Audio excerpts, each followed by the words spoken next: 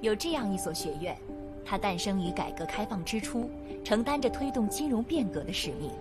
它扎根中国大地，锐意打造国内领先、国际一流的金融高等教育院校和金融学术政策研究平台。清华大学五道口金融学院的故事，从这里开始。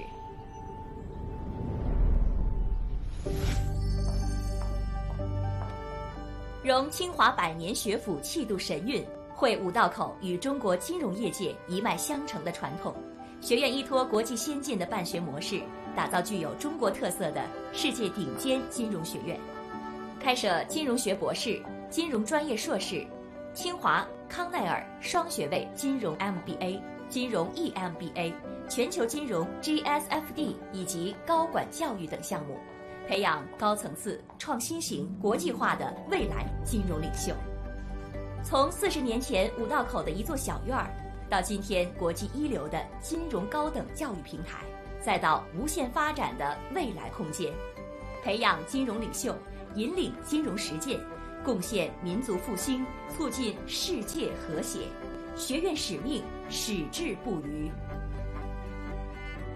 在五道口，人才培养基于课堂教学，贯通于金融实践。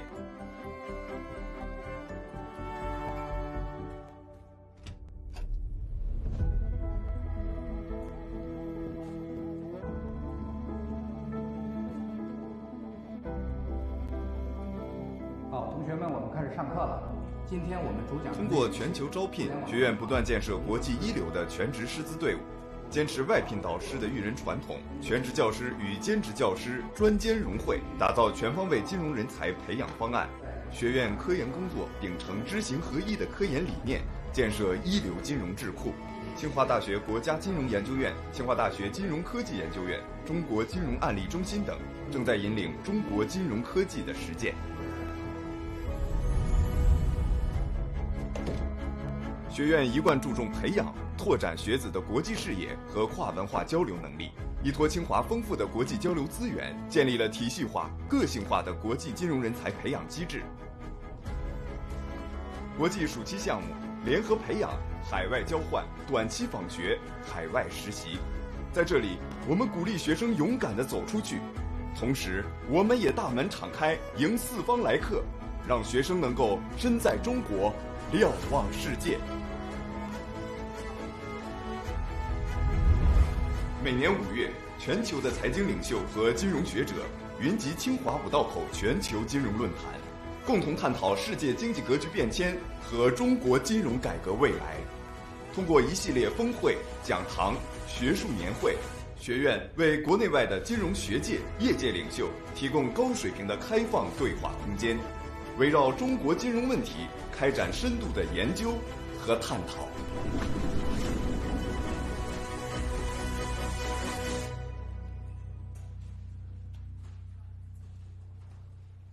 五道口金融学院永远充满活力，在这里尽情享受青春，绽放风采，成为无道青年。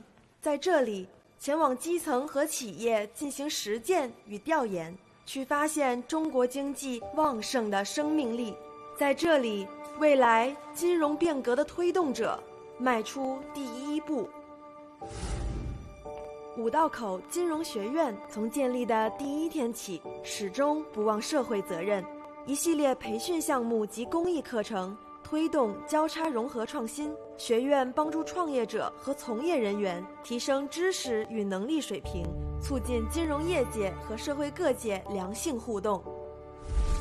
五道口金融学院的前身是中国人民银行研究生部。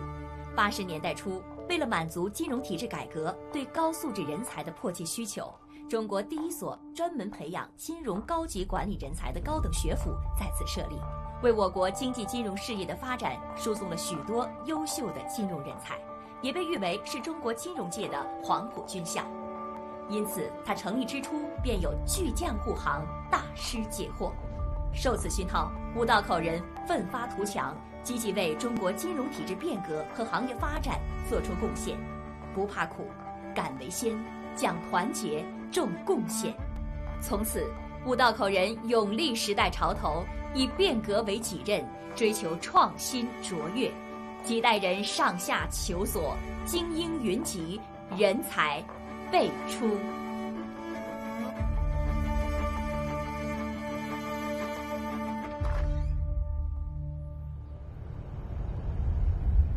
时代在变，但坐标不变；外表在变，但精神。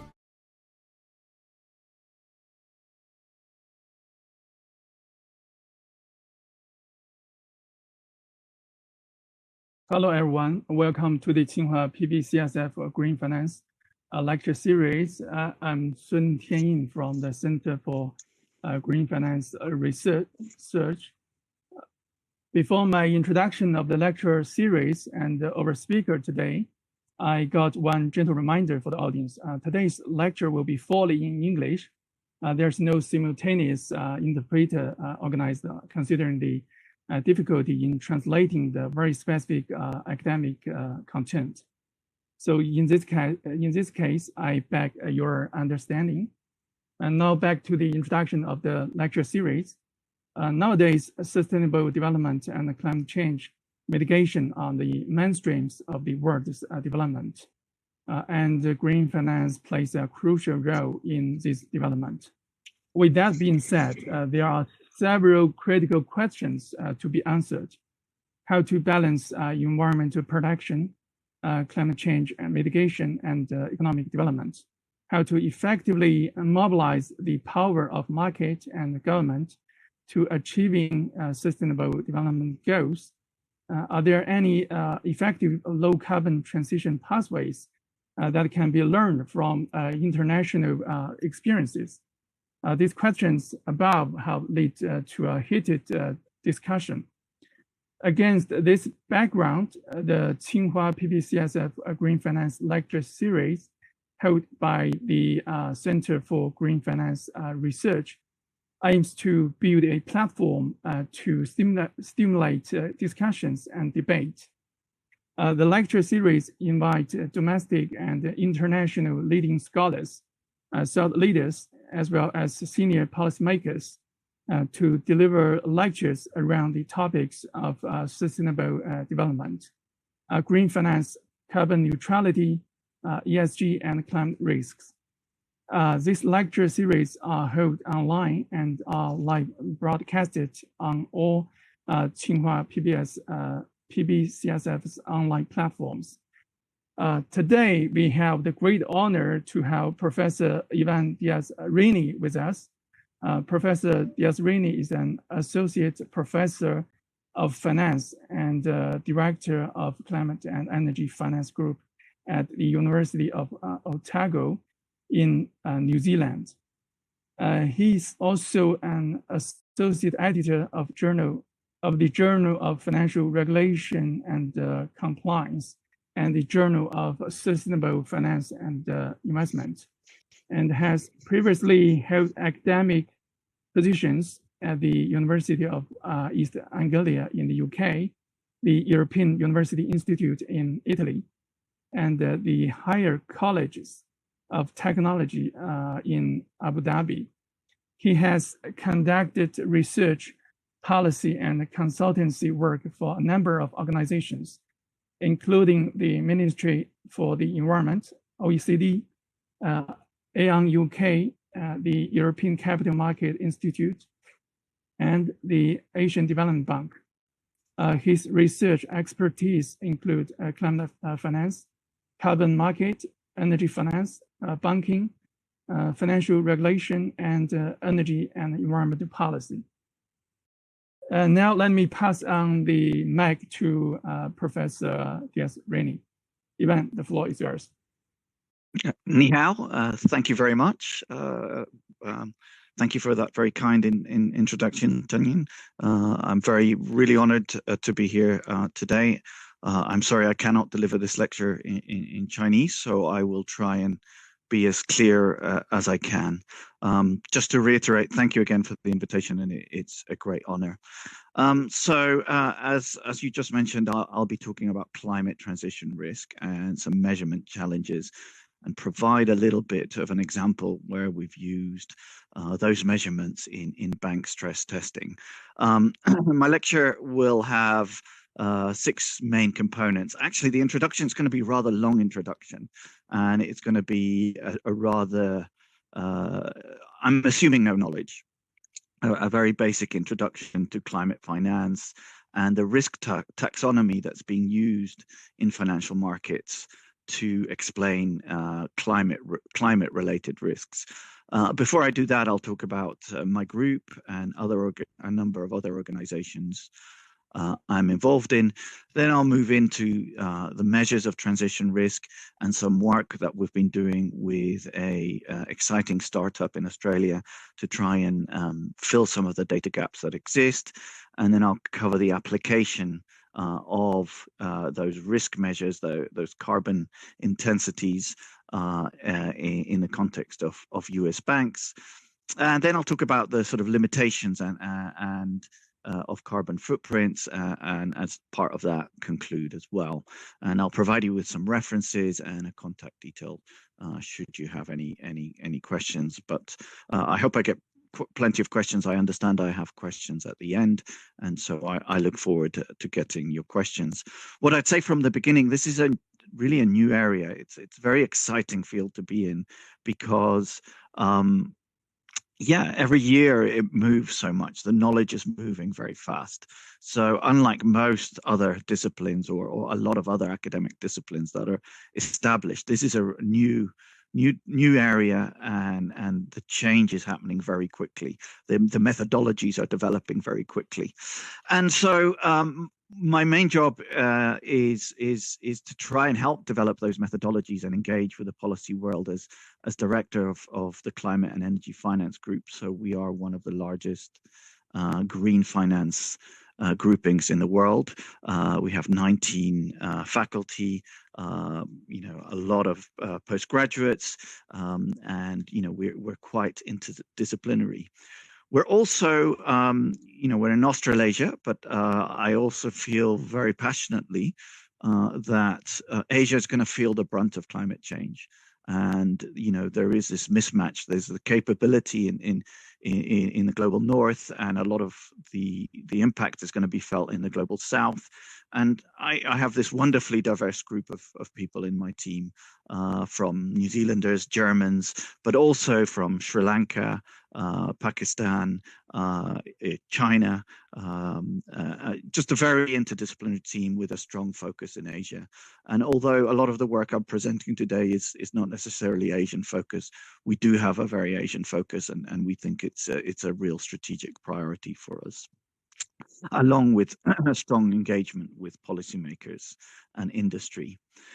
So in terms of that, but let me explain. I'm also a director of the Global Research Alliance for Sustainable Finance and Investing. So that's a grouping of universities that is trying to lead in sustainable finance. So that's another role I have.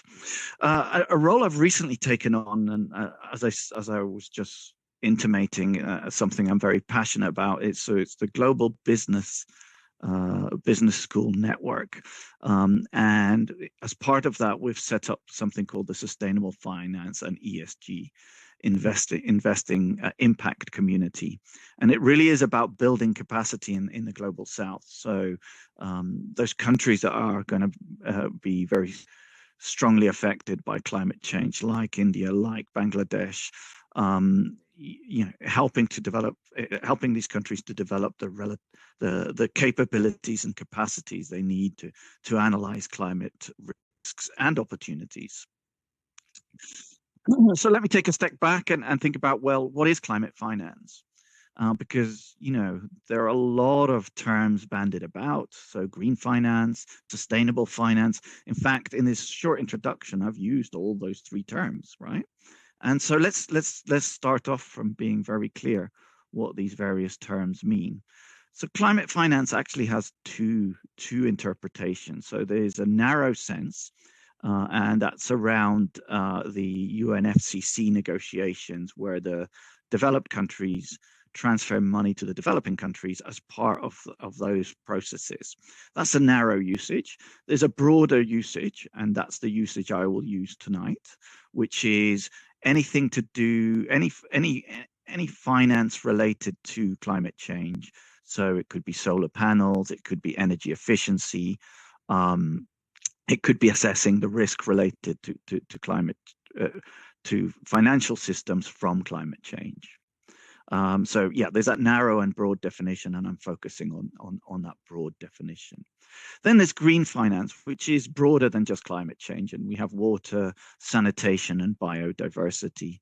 And the broadest concept of all, which I've already spoken about, is sustainable finance. And so this includes social issues and governance issues. So it's close to the ESG that we've heard about, and we'll talk a little bit more as we go through the lecture. So as Tang Ying was saying, there's incredible momentum around climate finance. It was at the heart of COP26, and there is this just, if you're in this space, it's hard to keep up. Every day there's a new report, every day there's a new alliance or organization. And they come in many shapes and forms. You've got like think tanks or coalitions of investors like CERES.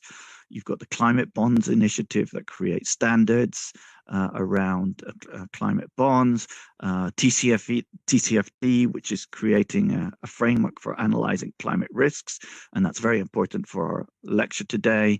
And then you have the UN Principles of Responsible Investing, which is more around the broader ESG, and you have stuff like the Network for Greening the Financial System, which is how I was introduced today, how I came to be at this presentation through one of those events, and the science-based targets as well. So there's these initiatives, and you've got the Climate Disclosure Standards Board, and so you have a whole load of NGOs and regulators and standards boards. For instance, on the regulation, you have the EU, and they're pushing very hard along with China on things like the green taxonomies. And not surprisingly, there's also a whole load of new firms emerging that are trying to provide data and services to be able to analyze climate risks. So 427, which was bought by one of the big data providers, Jupiter, and a firm that we do quite a lot of work with, Emmy in Australia. So there's a lot going on in this space. It's a very exciting space, but it can feel a little bit too much. It's like, how can we make some sense of it? And I guess one of the pioneering individuals in terms of developing an understanding of how climate change would impact the financial system was Mark Carney, and his famous speech to Lloyd's of London in 2015. And it was a really important moment. It was around the Paris Agreement. I think it was before the Paris Agreement, but it really highlighted to investors very eloquently and effectively how climate change could impact financial institutions and financial markets. And he called it the tragedy of the horizons. And I think this is a real challenge for capitalism, because capitalism looks short-term. We look for short-term profits. And of course, climate change is an intergenerational problem where there's a mismatch there. And so there's this whole attempt to at a very broader sense, in a governance sense as well, to refocus capitalism towards having a longer term perspective, and that's not easy straight off the bat. In terms of climate change, we're feeling the impact on financial system already, and in particular insurance losses. So as Tang Ying mentioned, I used to be at the University of East Anglia, and one of the main funders 20 years ago of the university was the insurance industry, because they knew. So, University of East Anglia is famous for its climate change research. The insurance industry knew that this was coming and this was an issue, and they were starting to feel it even then. And so we're feeling those insurance losses. You just have to look around the world. Fires in California, heat waves, floods in Brisbane, Australia. I think they've flooded 3 times this year. So we're feeling those effects now. And so, we need to mitigate, to take out, to stop, reduce the amount of carbon we're emitting. And also we need to adapt to climate change. And so we need both.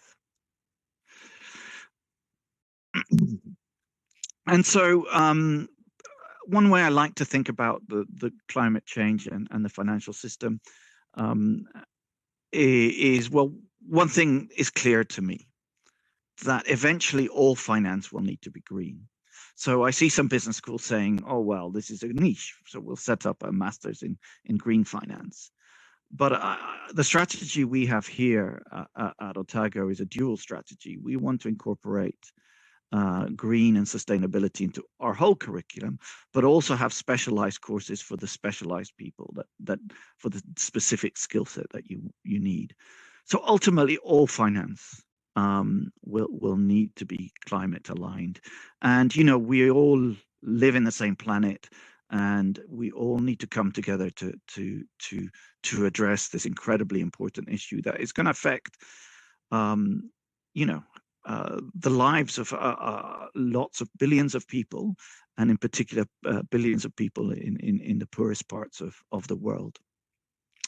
The other thing is, it's good to think of climate change and finance in terms of financing green and greening finance. So financing is primary markets. The first time we issue capital, so we originate, we make a loan, or we issue bonds, or we issue shares. So there's new capital.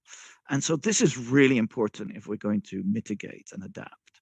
There tends to be a lot of focus, at least in the Western world, on the trading of existing securities. But it's essentially, climate challenge is more than anything a financing challenge. And it's an opportunity. There's unprecedented opportunities.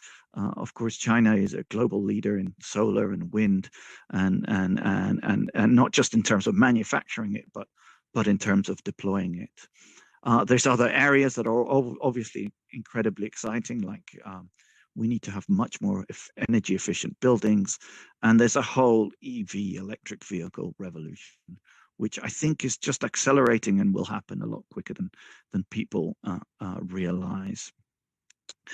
Then there's greening finance. So that's, once those securities exist, well, what are the risks, and are our financial products climate aligned, or are they green? And that's where the green taxonomies can come in. They can tell us what counts as green. They're just dictionaries that says this is green or this is not green. And as I said, we have a number of important ones. So the European Union is working one, and China has been working on green taxonomies. There's also growing and very interesting work on the interface between climate change and monetary policy. But also there's been this focus on risk. And so this is where Mark Carney, as I mentioned, who is really an incredibly influential person in the development of climate risk, came up with this classification of risks. So he talked about physical risk, transition risk, and liability risk, and we'll talk more about those as we go through. Before we get to that, I guess it would be good to think about where investors are on this. And so there's the United Nations Principle of Responsible Investing. And so this is where investors take ESG considerations. So remember, that's sustainable finance, environmental, social, and governance issues into their investment. And nearly 100 trillion of assets under management say that they're taking the environment into consideration, or ESG factors into consideration. So there's 100 trillion of assets under management. So these are pension funds that say they're taking ESG into consideration. The question is, how how meaningful is that? Is there greenwashing? Does it really amount to that much? But at least it shows that the vast majority of investment funds want to be ESG aligned. Whether they're doing it effectively is another question. They want to, and I think it's like over 80% of global assets under management are run by firms that are claiming to be or aligned to UNPRI. But despite this, so having 100 trillion, right? So I think the numbers here are interesting, right? So you have 100 trillion of assets under management. And then there's been various estimates of how much do we need to invest per year to decarbonize the global economy. And so it's quite a big range.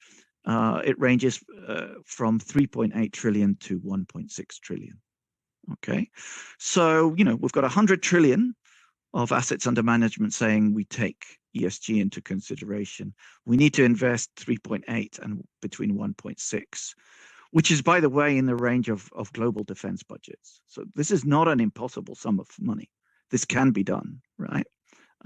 So, and how much are we investing at the moment? So it's around the 600 billion. So there is a very big gap between what we need to do, need to invest, and how much we're actually investing to try and stay within 1.5, or I think 1.5. I'm not a climate scientist, I'm a finance person, but I think most of the climate scientists that I speak to acknowledge that 1.5 is now incredibly challenging. But hopefully staying well below 2 degrees. So, there is a huge opportunity, greening, financing green. There's a good investment opportunity, and I could talk about the opportunity, but today my focus is on risks. And as I said, there's Mark Carney's classification of risks was divided into physical risk, transition risk, and liability risk.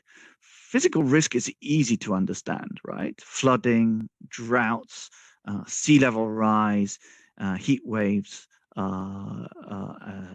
hurricanes, etc. And their frequency and severity is increasing, and it's just very obvious from the news. Transition risk is a lot more subtle. It's when I teach this to my students, some of them really struggle with it. And it's really about winners and losers, old industries disappearing and new industries emerging. And then there's liability risk. And so this is around insurance claims. So it could be insurance claims related to these physical disasters, but also legal action. And we are now getting around the world a lot more legal action. So NGOs like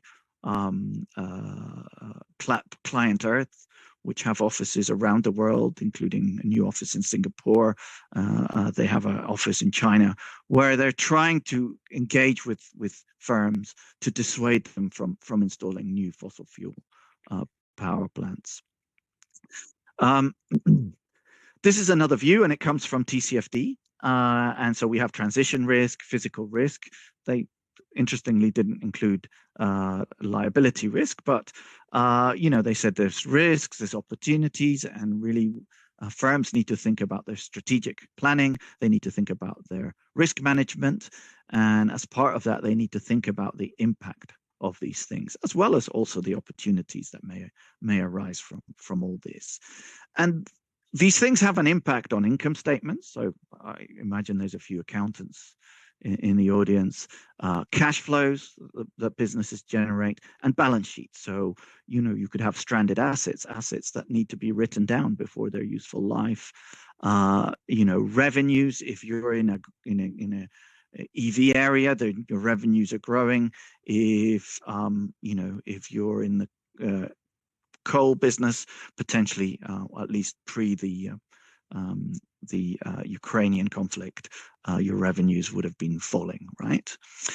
So these climate risks have a real impact on firms, right? And on their income statements, on their cash flows, and their balance sheets. And so, in my group, we focus on both transition, physical risk, and actually we do a little bit around liability risk.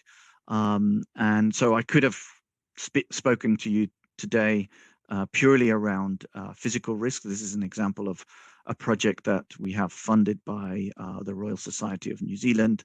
It involves the central bank. We are using supercomputing facility of New Zealand, and we have a data provider that provides us data on real estate, and we're working with a climate scientist and hydrogeologists, so people that understand what's happening under the ground in terms of water.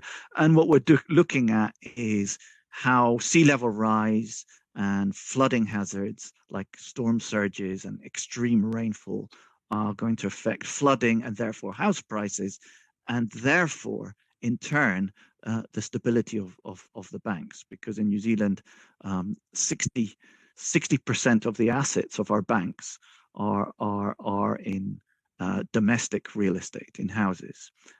So it's a big risk in New Zealand. So just an example of the work we're doing in physical risk. But today I'm going to be talking to you about transition risk. And as I said, transition risk is about winners and losers, right? Or transition.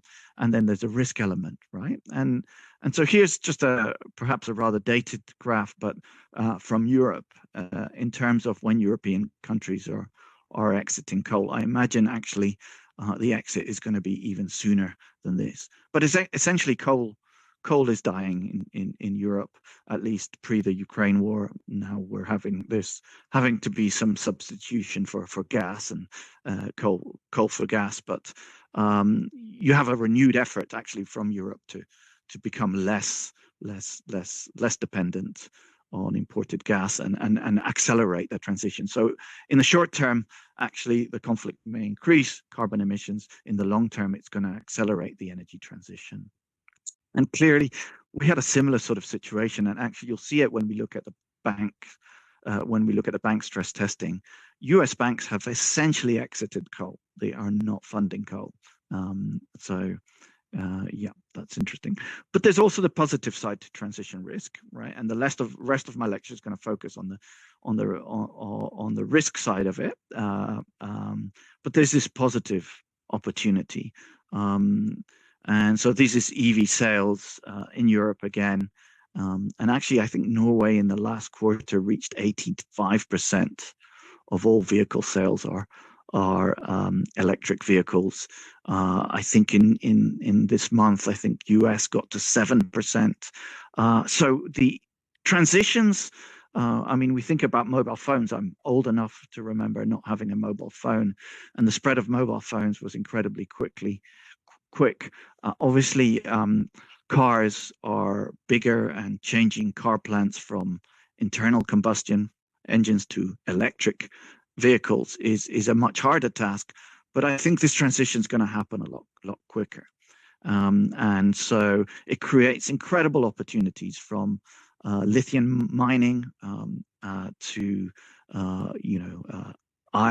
steel and iron, and also smart mobility as well. So there are huge opportunities there. I think that investors can partake on. So there's a positive story as well. Cool. Let me just take a quick sip of water and we'll move on. So measuring transition risk. Sorry about my rather long introduction. As I said, my introduction was going to be long, and I'll try and keep to time. So we hear a lot of news about ESG and sustainable finance. And within my group, we have attention. So some of the group are very committed to sustainable finance and ESG scores. I don't like using them. And I think here's a tweet from a couple of days ago, May 19th. And Elon Musk was rather upset. And of course, he got upset and he got on Twitter. And he was upset because Exxon is rated in the top best in the world for ESG by the S&P 500, whilst Tesla didn't make the list. And so, you know, he says some rather angry words below. ESG is a scam, and I guess and so on. And of course, ESG has many components. So there's the environmental, there's the social, and the governance. And within E, it contains elements of climate scores. But I share his concern. Even if we extract the S and the G and we end up with E, can we just rely on ESG scores or E scores? I think the answer is not. I've looked at some of these scores, and they have an inherent bias, an upward bias, or there's a reporting bias, or there's a large firm bias. So I have many concerns about ESG scores. And I think we really, in terms of if we're serious about understanding transition risk, we need to look at other metrics. They may be contained within the ESG providers, but yeah, we cannot just rely on the E of the ESG score. We need to drill down even deeper and find other metrics. Which takes me on to the measuring transition risk and the corporate carbon footprint.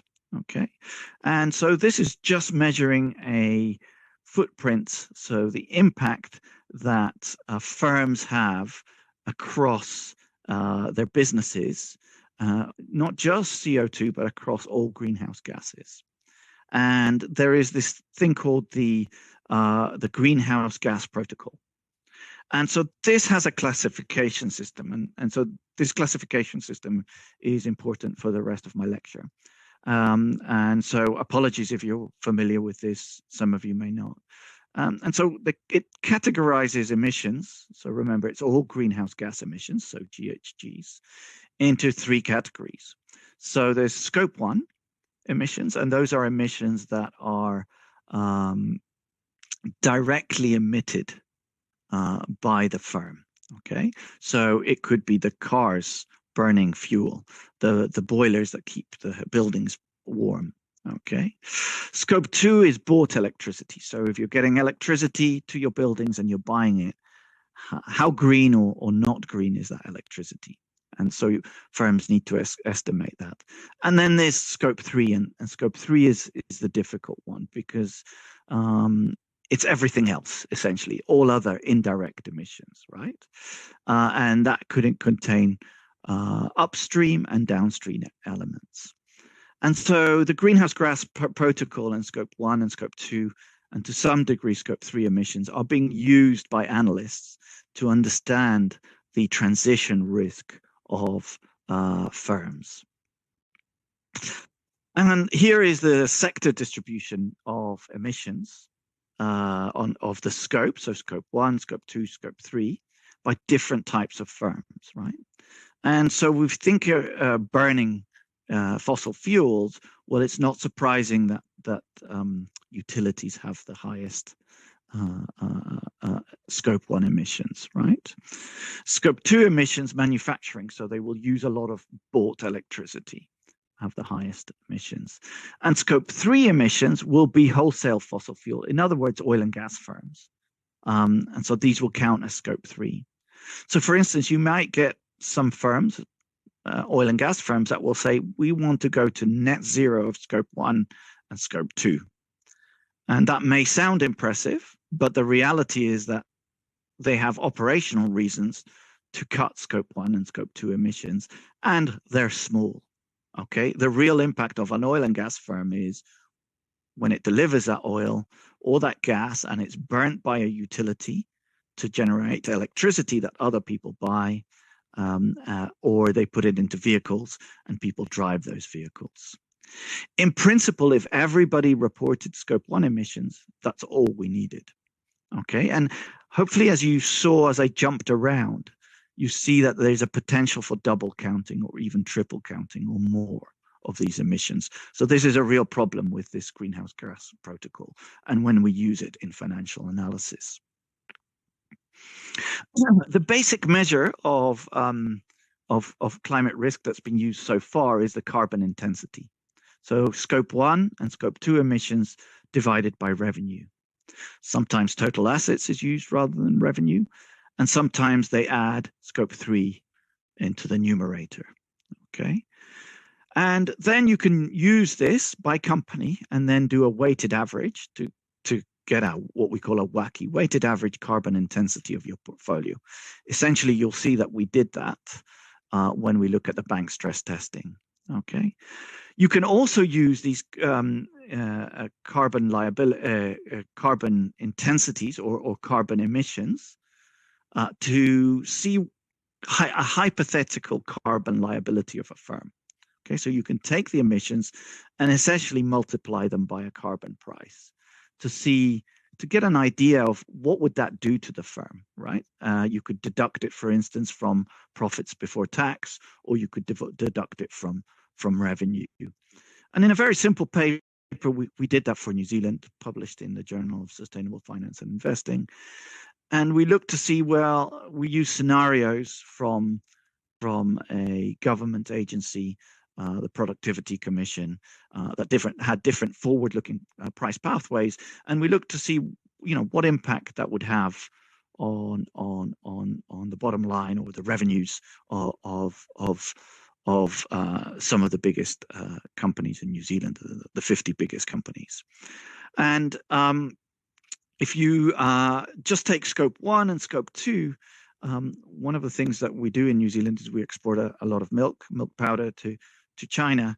And if we take scope 1 and scope 2, our big milk exporter doesn't look to have a particularly big impact. But if you include scope 3, then it has a much bigger impact. And these are generally upstream farm non-CO2 emissions. So things like methane that comes from livestock like cows. So just a very simple example of how the emissions are used. We multiply them by a carbon price, and there's all these questions: what carbon price do you use? Do you use an actual carbon price? Do you use a social cost of carbon, or do you use something else, like some forecast that's been done by economists? So this takes us to the next question. So when we did this work on New Zealand, we noticed that a lot of companies do not report. And sometimes some companies reported one year and not the next. And we noticed that there was a lot of concerns about data quality and whether the estimates were accurate. It was clear that there was a lot of problems with the data and difference across data providers. And then scope 3 reporting was very low. And so we did this international study predicting carbon footprints using machine learning. So only a certain proportion of firms report. So we need to try and estimate for those firms that don't report what their emissions would be, right? And so reporting can be voluntary through the Carbon Disclosure Project. It can be mandatory as part of emissions trading schemes, or they could be guidance, or it could be mandatory across the whole economy. So France in 2016 had a law that had a big influence there. Recently, we're moving towards the mandatory in New Zealand, and there's talk about that in the EU and in the US and EU. So more and more firms are having to report, but still, I think the numbers are around 6,000 currently report out of an estimated universe of 43,000.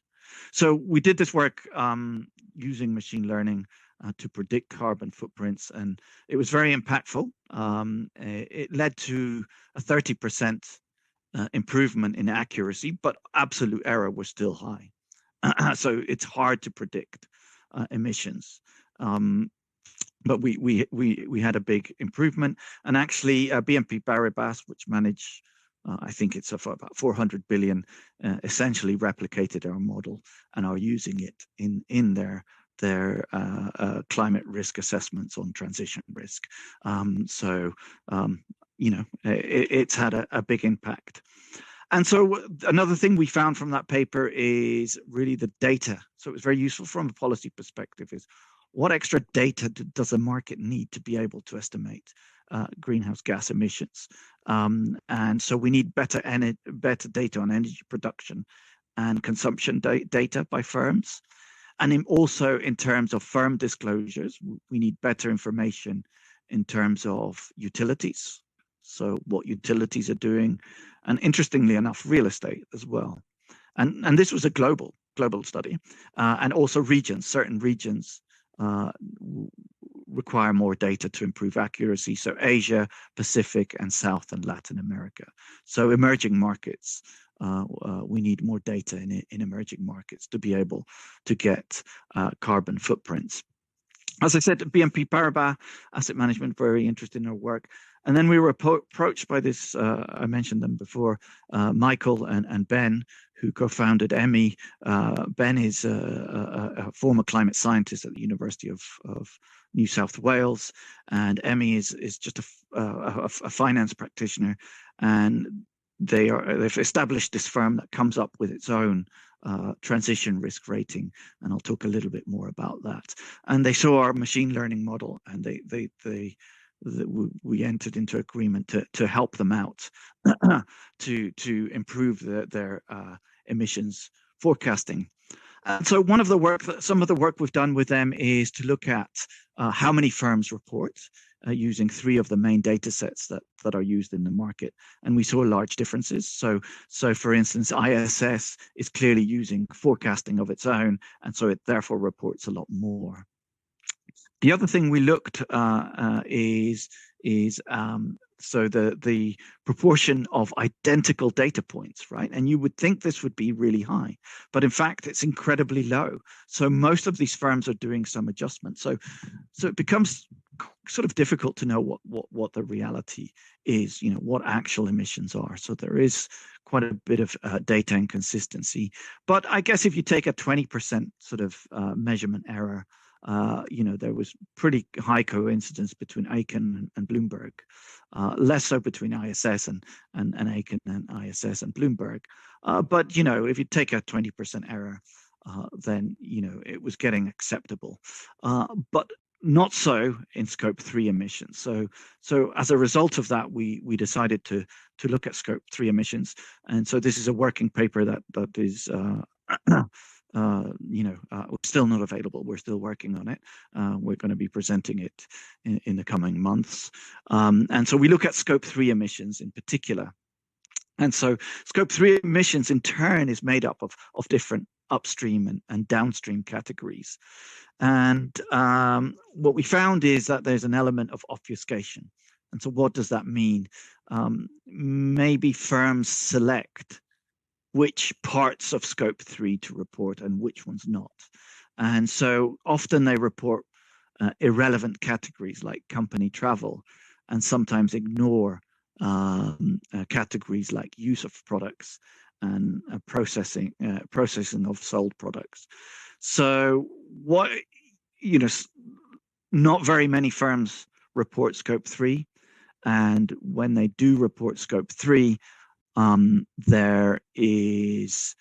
you don't really know what you're looking at unless you look at what categories they've decided to report on.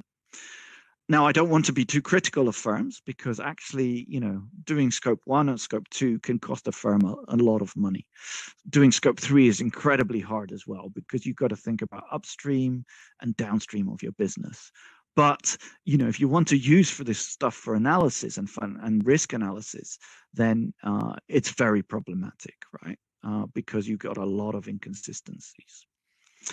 And so we applied our machine learning algorithms to see if we could improve on the forecasts, on the predictions of this stuff.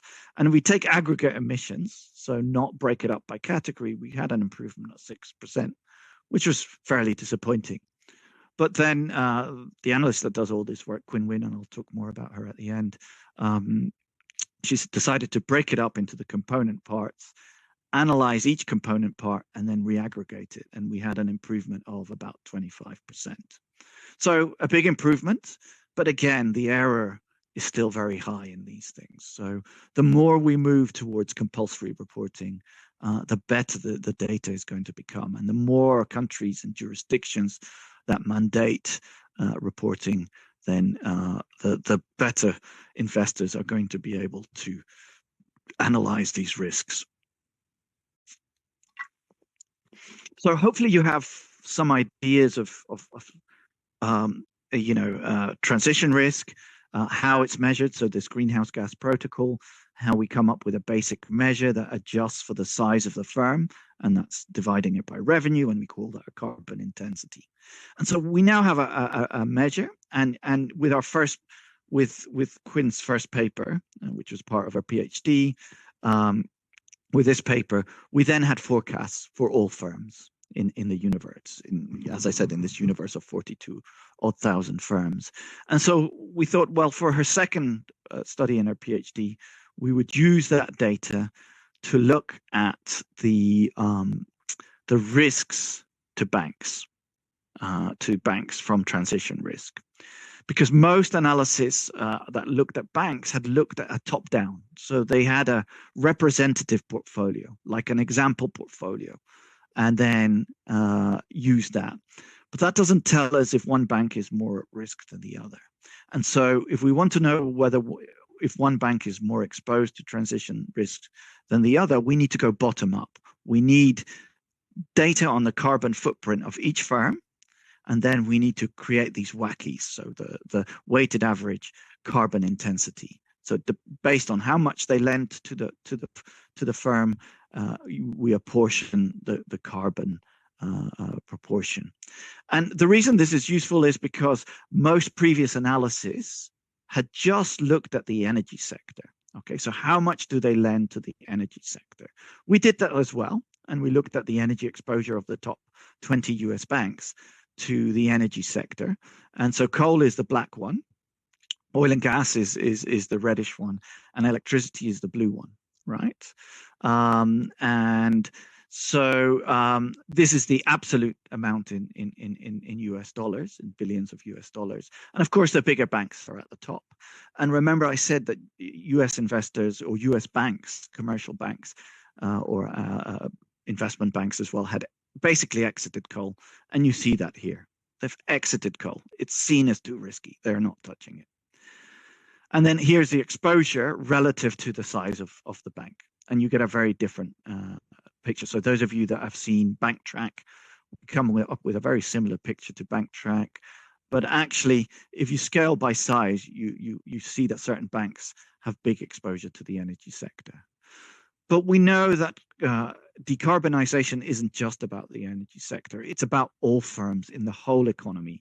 Every firm needs to reduce its carbon footprint. And so this is really where we calculated our WACCs for the banks. Okay, so this includes all sectors, all firms, using our machine learning predictions of carbon footprints for this universe of 45,000 firms. And so the ESE rank here is the rank based on exposure to the energy sector, and the PCI one is the exposure based on all firms. And you see that there's some big differences, right? So if you take Regions Bank, it seems to be very exposed to the energy sector, but once you factor that in, other firms, actually its exposure isn't as bad. So it underlines that if you're doing these risk assessments, you really need to look just beyond the energy sector. Okay, all firms are exposed, and so when you're doing these analyses, you need to look at all sectors. So whether it's a portfolio, an investment portfolio, or it's a bank portfolio, you need to look at the carbon intensities of all your firms. Another big takeaway from the stress testing. So then we did forward-looking projections using IPCC scenarios of 1.2 degrees, 1.5 degrees, 2 degrees, and another big takeaway here is, for instance, you look at the carbon intensity of SunTrust Bank and the carbon intensity of Morgan Stanley's portfolio, and they're very similar. However, the incremental probability of default is much higher for Morgan Stanley. And so what this tells us is we cannot look at climate risk independently. We need to look at overall risk was this firm investing in riskier firms anyhow? And then you add climate risk or transition risk on top, and it has a much bigger impact on its probability of default. As I said, we did some stress testing to look at what this would do to banks' portfolios. And to be clear, we did this just for syndicated loans, so small proportion of US banks' balance sheet, not all their balance sheet.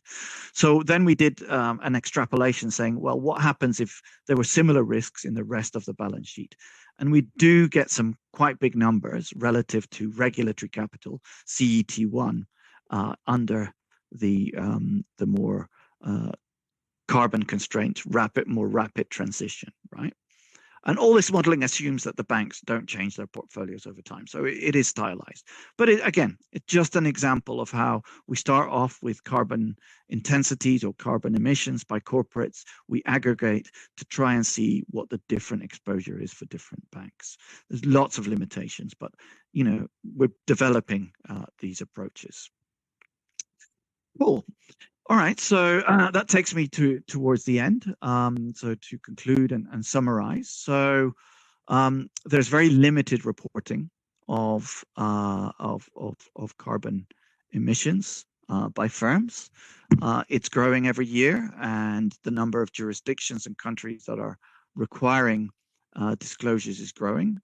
As I said, currently circa 6,000, likely, but still a long way from the 42,000 of regularly traded companies that have shares in accessible markets and often issue bonds as well. There's also poor quality of reporting.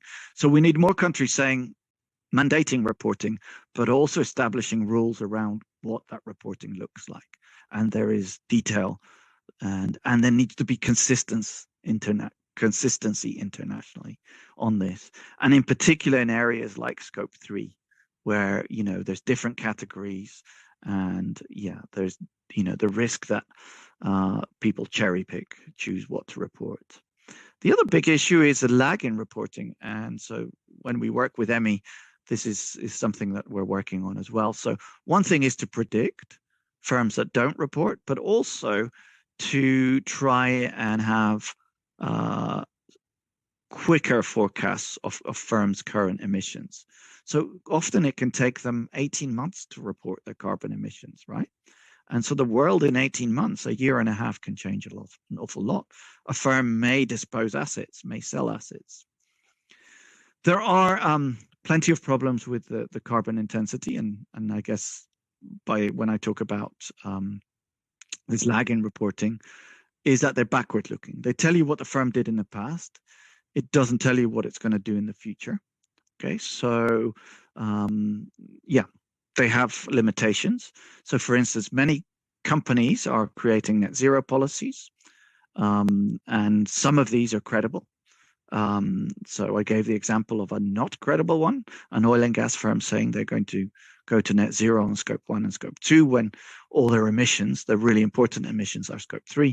But some firms have really tight and good net zero policies, right?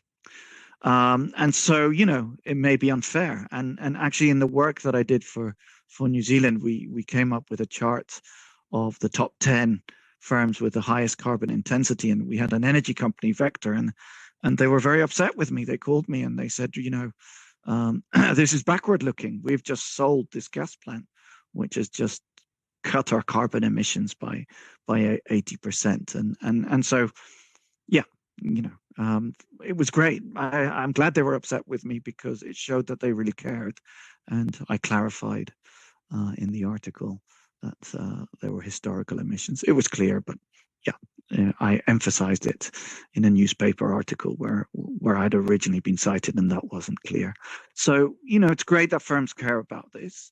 And yes, firms are disposing of assets. There's a risk that they shift the assets, so they sell the asset and then they buy the equivalent product, and then it gets hidden into Scope 3. So there could be some switching from Scope 2 or Scope 1 to Scope 3.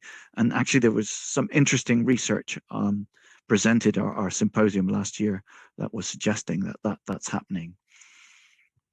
And then I gave the example of a carbon liability. And so, what carbon price do you use when you're doing that?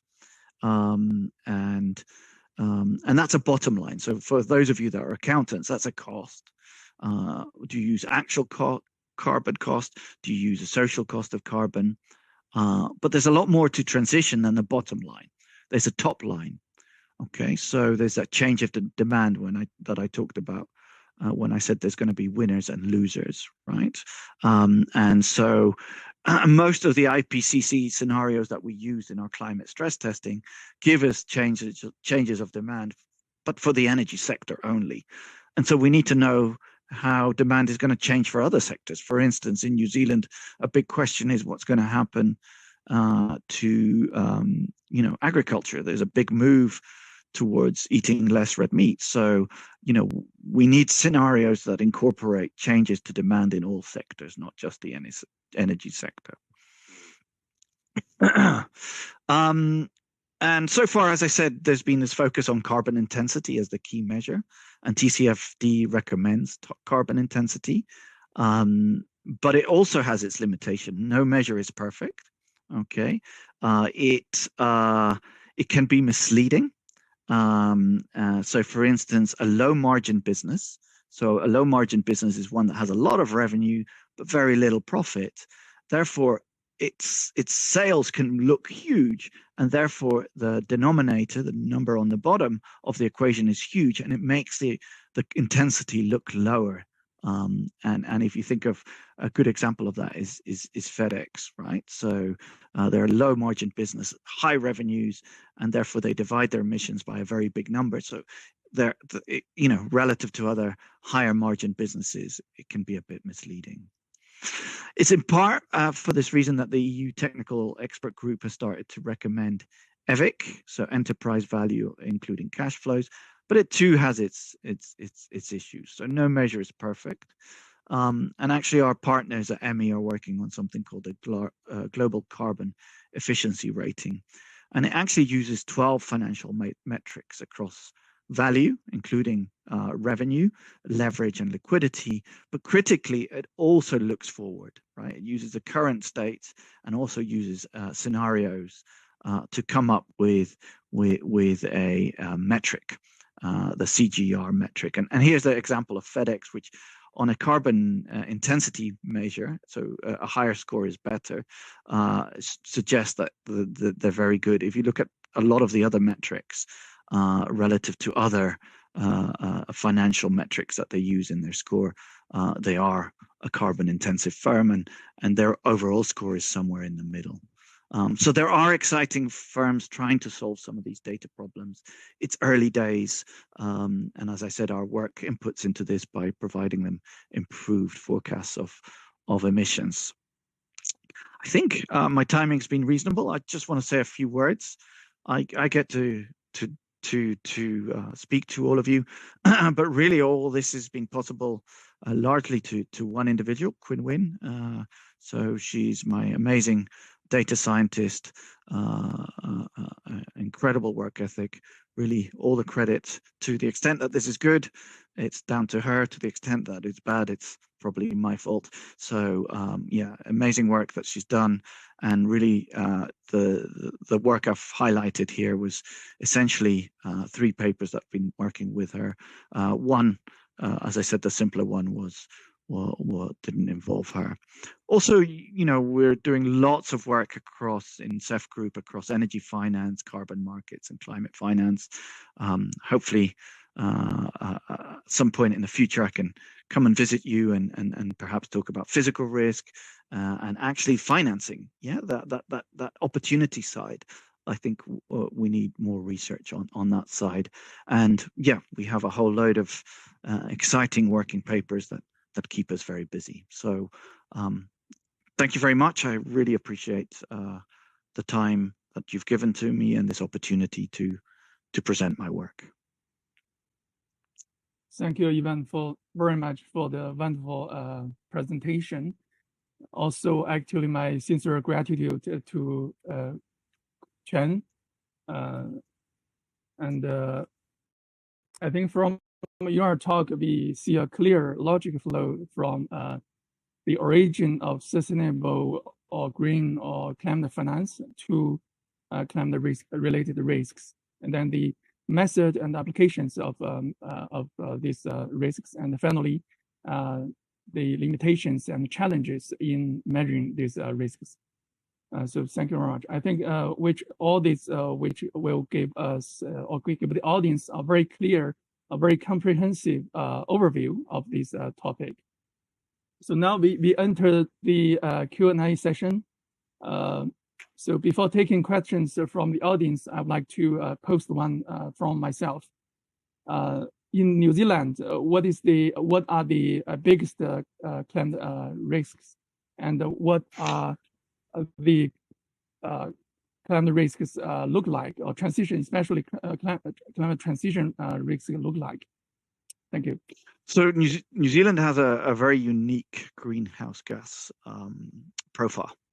And so a lot of our emissions, so most OECD countries and even emerging countries, the preponderance, or middle income countries, the preponderance of their emissions are CO2 emissions from energy.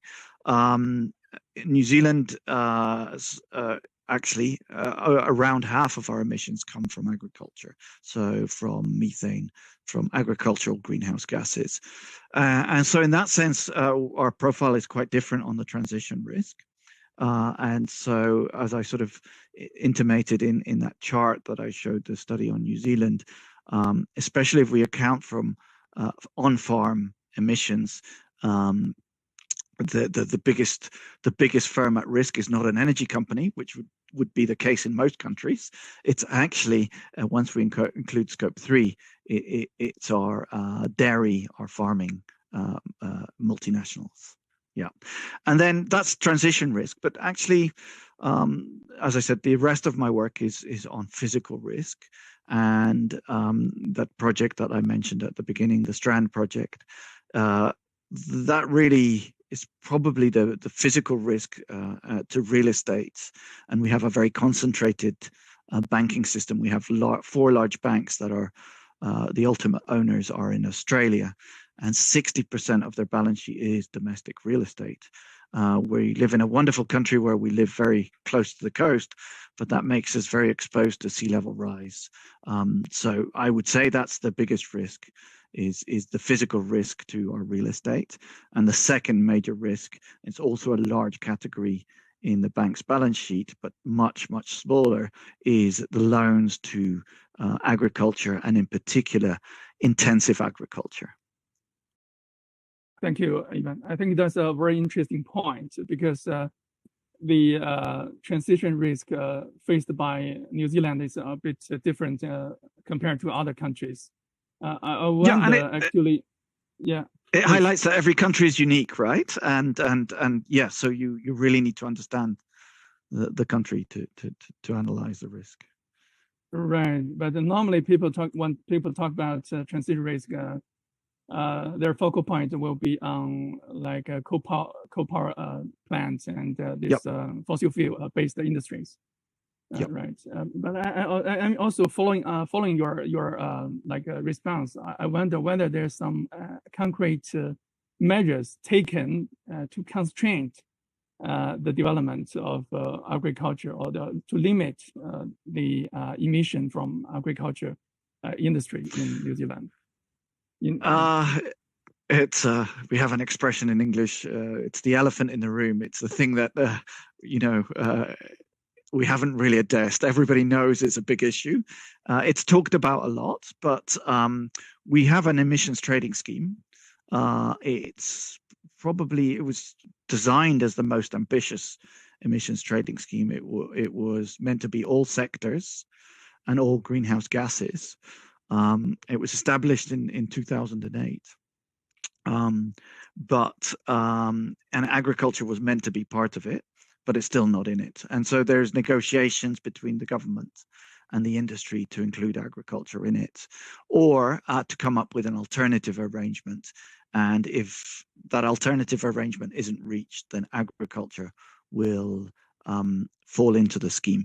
To be clear, the agricultural sector reports, so it reports its greenhouse gas emissions, but it isn't charged a carbon price not an emissions price. Farmers pay a carbon price for their fuel, but not for their methane and other biogenic emissions. Okay, great. Let me check some questions from the audience. Question 1 is about what risk mitigation and adaptation measures have the dairy and farming sector taken in New Zealand? It's quite similar to what I just asked, but probably you can, somehow extend it a bit. Yeah, look, I mean, there's a lot of talk and there's a lot of work around this at the moment. As I said, there is this initiative that involves the private sector, farmers, government, that are looking at adaptation and mitigation plans. One thing that farmers can do is, something else that's absolutely unique about our emissions system and isn't covered by any other emission system is that we have forests as a sink. So if you plant a forest, you can get allowance. So there's an element of offsetting. I think there's a big variety of farming practices. So as I said, most farmers farm incredibly sustainably in New Zealand. There are some intensive farmers, and I think that's where the focus needs to be. And yeah, I think there's strong interest that are preventing a good focus on that. But there is a focus on it. And as I said, so there is these Sustainable Agriculture Initiative, SAFI, and it's part of something called the Aotearoa Circle. And as part of that, they're using the EU type taxonomy framework to look at adaptation and mitigation plans at farm level. And it's broadly seen as an opportunity for New Zealand. So one of the reasons I like to talk about this is everybody's going to be solving the CO2 problem from energy. And once that gets close to being solved, they're going to look at other parts of the economy, like agriculture. And I think it's a great opportunity for New Zealand. So for instance, we're doing some really interesting basic research on genetics, on food, to try and reduce emissions from cows in particular. So for instance, feeding them seaweed, I think there's some genetics, some fascinating research. So it's a big focus. Okay, great. Let's take another question, probably. So it's about ESG. You touched on concerns of ESG scores. Would ESG be replaced by something else, or would ESG providers fix the problems? Yeah, that's a tough question, right? And there's different ESG providers. So some of them are more black box, and so some ESGs are willing to provide the component parts, and I think those that are more willing to be transparent and provide the component parts and dig deeper may be all right. But within my group, as I said, we have quite a debate, and I have a view. I mean, I was shocked to see the tweet by Elon Musk, because we are in 2022, and for Exxon to be in the top 10 ESG, I think is just greenwash. It's incredibly misleading, and I think there's a real risk that we cause finance damage, right? Reputational damage. So I actually think that eventually, if this stuff carries on, then ESG is going to lose all credibility. And even the good ESG providers, so the market for lemons, right? The ones that do it badly affect the ones that do it well. And I think what we're going to end up with people focusing on core issues like climate change, like biodiversity loss, like ethical supply chains. Okay, great. Another question is about taxonomy. So what do you think, what is the role of all kind of green taxonomy in the context of transition risks? Yeah, so I see taxonomies on the opportunity side, whereas so opportunity side of transition and green finance, whereas TCFD is on the risk side. So I think they're complementary, and in particular, so if you take, you know, a taxonomy is literally just a dictionary, a green taxonomy of what counts as green and what doesn't, and there's been incredible amount of work on that. But really, to be effective, as in the case of the EU, it needs to come with regulations, and it has in the EU. So firms are now going to have to start reporting what percentage of their revenues are green and not green. And so that's quite a powerful tool, right? And it's a powerful tool against greenwashing, this ESG greenwashing. And in fact, the funds under management in the EU that are classed as ESG has gone down by 2 trillion. And this is because the regulations come in and in essence found out the greenwashing. So the firms that said they were ESG funds, sustainable funds, can no longer claim it. And so I think taxonomies are very important, and we need them, especially to drive that positive side. Also on the firm side, one of the things that firms are going to have to report is CapEx. Okay, so what percentage of their CapEx is green? And I think then this starts to tie in a little bit with the risk side, because as I said, when I was talking about carbon intensities or carbon footprints, they're backward looking. And so one of the exercises I get my students to do here is in a course I have on climate and energy finance. They have to value an oil and gas firm. And one of the things they go and do is they go and look at where these firms are putting their CapEx, how much of their CapEx is green. And it's actually very hard for them to figure this out. And so forcing firms to report relative to a taxonomy, what element of capital expenditure is green or not, is a very powerful tool to be able to know if firms are really transitioning, if their net zero target means something, or it's just a statement, greenwashing. Yeah, thank you, Ivan. I think also share some of my personal understanding. Taxonomy probably serves as a pre-screening tool, like a simple classification. But transition risk analysis really provide a in-depth analysis to dig out whether, I mean, even within the same categories of companies, which one to identify which one is probably better than the rest, or perform better than the rest. Not just from a industry categories perspective to choose the most promising company. I see that. Yeah, so for first level filter, you use the taxonomy, and then within that. Right. Absolutely. Yeah. I see the complementarity there. Okay. And another question is actually similar to my question to New Zealand. It says, in Asia, where do you see the biggest transition risks? Yeah, I think you intimated that when you said, it's unusual to hear around New Zealand talking about agriculture. So clearly coal. So I'm managing a special issue of climate policy that should come out in the next month or two. And it was focused on green finance in Asia. And, there's 10 papers, and I think 4 of them are on China and China's coal assets. So clearly coal is a big issue. It's interesting that China got so much attention. Clearly there was nothing on India, for instance. They burn a lot of coal.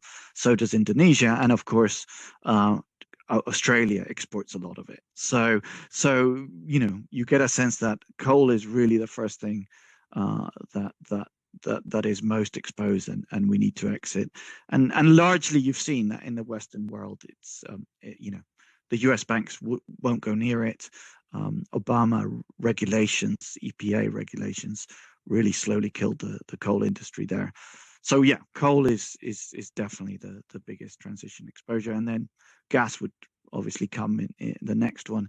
And there's this complementarity, right, between been a lot of focus on utilities, a lot of focus on oil and gas firms, but I think the car industry is particularly interesting here on transition risk. So which firms are really going to be able to transition towards EV manufacturing, and which ones aren't, which ones are going to have the best models. So it's, there's a whole revolution there that I think is under-analyzed. Yeah. Okay. Actually, one question relating to also the mitigation or adaptation of those risks. I wonder whether you have also conducted some research regarding transition finance. It's seen as a measure to certainly solve the transition problem or the challenges faced by high carbon industries. Mm-hmm. So whether you have some, I would like to hear some of your thought on this. So we have a couple of projects. I did something for the Asian Development Bank Institute. So it's an energy policy for ASEAN. And then following that, we did a project where we looked at the ASEAN energy utilities. And it was a very simple exercise. So then we said, well, what fossil fuel assets do they have? And what would it take how much money would they need to transition that to, say, gas and wind? And then we looked at their capital structure, and we figured out, well, okay, what's the capital structure at the moment, and what's a sort of an ideal capital structure? So how much could they borrow? How much extra could they borrow under their current capital structure? And it was a small fraction of what they need to do, right? So there's a huge amount of financing that needs to happen. And actually what they're going to need to do if they are going to transition is they're going to have to raise a whole load more equity, which then they can leverage to more debt. Yeah. So, the current balance sheets only have so much room. And actually there's huge differences by different utilities as well. So that's not quite publicly available, that paper, but that's something that I'll be working on in the next few months. Following this discussion, I think also relating to what we talked about, the taxonomy, actually my understanding is that the former, prevailing green taxonomy somehow limit the resource and also the capability to support the high carbon industry to transit towards a low carbon pathway. Do you agree, or how do you think about this? So the taxonomy prevents the transition or encourages the transition? It's prevent the transition for low carbon industry, for high carbon industry somehow, because they target on the green industry or asset. If they talk about high carbon industry, they try to move away. So so taxonomies, you're absolutely a powerful. I think they're a powerful tool. Clearly, with the EU taxonomy, there's problems, right? So gas was included in the EU taxonomy. Nuclear is more controversial, but I mean, we don't need nuclear in New Zealand. I think you probably need nuclear in China, given just the scale, right? So I can sort of understand nuclear being in, but certainly gas isn't. But absolutely, I really see taxonomies are really important tools if they, if it's a good taxonomy, if it hasn't been compromised by corporate lobbying. And I think it's better that we have the current EU taxonomy than we don't. And as I said, it's gonna drive that opportunity. It's gonna drive that financing side of things. And as I said, it's already causing the number of ESG funds who were claiming to be ESG to go down. And so then people will put money into genuinely ESG funds. So yeah, there's a lot of capital that needs to be raised, and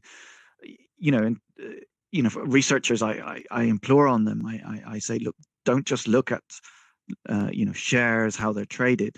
This is about raising capital. if we're going to solve this problem, we're all in this together. We need to raise a lot of capital. The capital exists. There's 100 trillion of assets under management. The bank assets are equivalent size. The problem is solvable, right? We just need to understand the barriers to make sure that capital comes. Yeah. Okay. Absolutely agree. Yeah. Another question regarding disclosure and policy in New Zealand. Yeah, very much about New Zealand, probably because there are not so many scholars we can talk to from New Zealand. Many from Europe.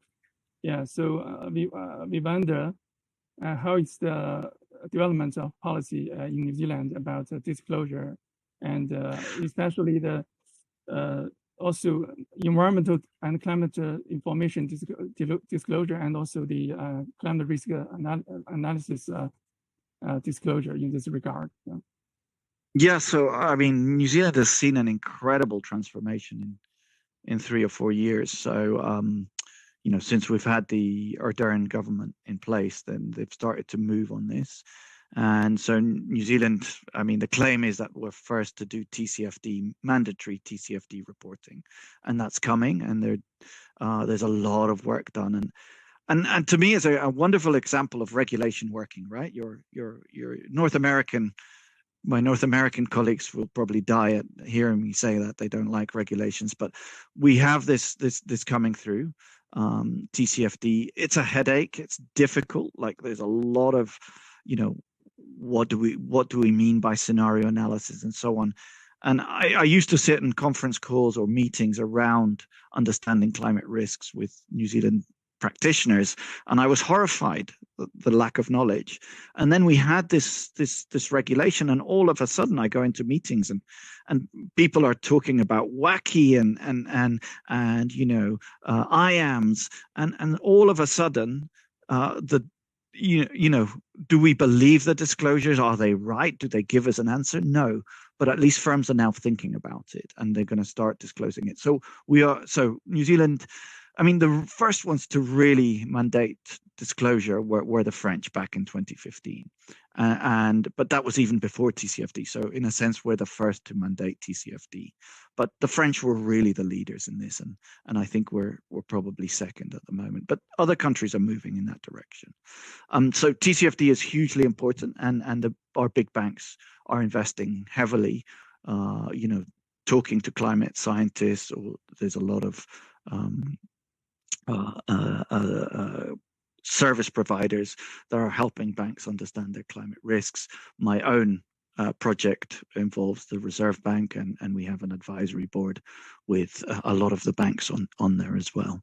So yes, it's exciting, and I think we're well ahead of a lot of countries in that respect. Yeah, I do agree. Yeah, thank you. From your talk, actually, I've noticed that in your stress test, you only take the carbon price into account.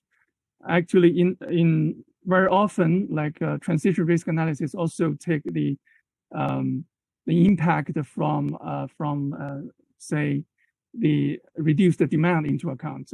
However, thought about these issues or? So actually, no. So in the stress testing, we do take into account change in demand, but only for the energy sector. So the IAMS Explorer only had changes in demand for the energy sector. And yeah, so this is a real headache, right? Because as I said, every sector is going to be impacted. And so, this highlights some of the data problems we have and scenario problems we have. In the analysis, we do factor in changes of demand. But then there's all these spillover effects, right? If one bank is affected, it affects the other bank. There's macroeconomic effects, right? So, but building that from a bottom-up approach is difficult. That stuff is done quite well, very well by people like Irene Montesolo and Stefano Battison, these top-down approaches. So, as I said, it's the start of this new science, a new modeling approach, and at some point the top down and bottom up will have to meet, right? But then you have models on top of models, right? So then you're you have issues there in integrating these models. So you mentioned the Stefano's work because they somehow also introduced this second round effect, also, as you said, from top down and the bottom up approach. I wonder also, have you ever also in your study, did you take this into account?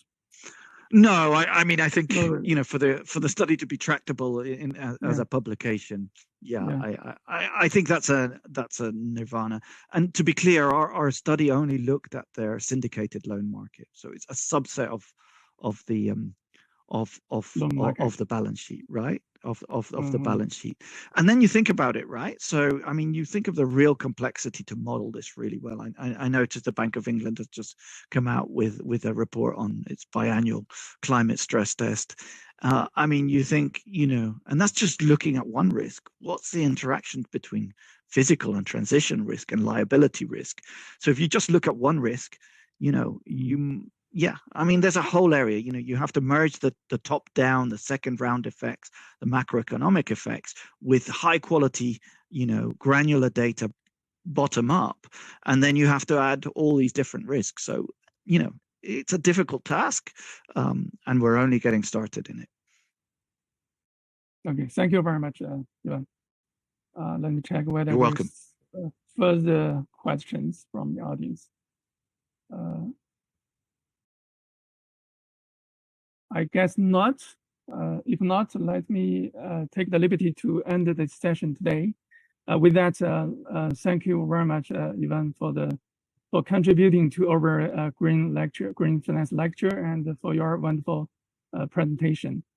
And also many thanks to the audience today. Our next lecture will be in 2 weeks. On 10th June. So the lecture will be given by Professor Chen Shiyi, Fudan University professor, and in the same time, he is also the vice president of Anhui University. So we look forward to seeing you next time. Thank you. Bye-bye.